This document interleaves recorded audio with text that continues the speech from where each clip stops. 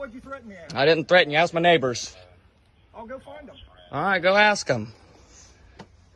You see this tyrant you guys got going, dude? Like, I didn't threaten anything, dude. I was talking to my neighbors.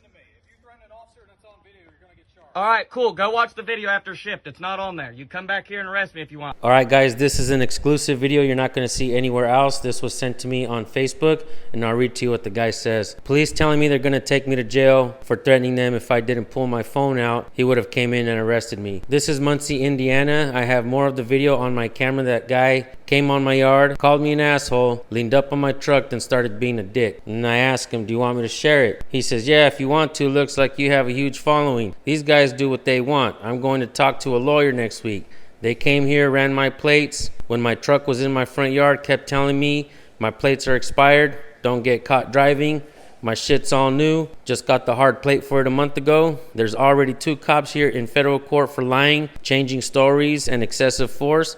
They'll end up in prison. These guys are just as bad as the other, just haven't got caught yet. Cops are always trying to find a way to bully people and throw extra charges on them. How do I know this? Well, it happens to me sometimes. But I will say this, folks, if you don't record the police, it's your word against theirs. And 99.9% of the time, the judge and jury is gonna go with the cop's word over yours. Record the police, hold them accountable. If you guys wanna send me an email with your video on it, it's recordpolicenow@gmail.com. Without further ado, here's your video, folks. Well, that's what you have to look at the video where you said fuck me and called me an asshole too, right? I never said that. Yeah, you did. It's on camera.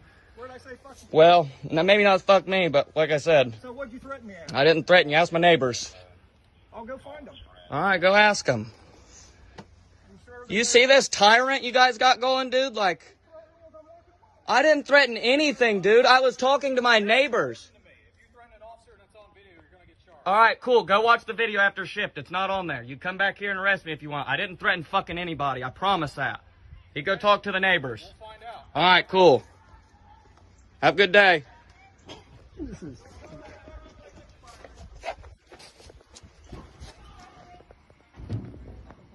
Talking about I threatened them. Did you guys hear me threaten them?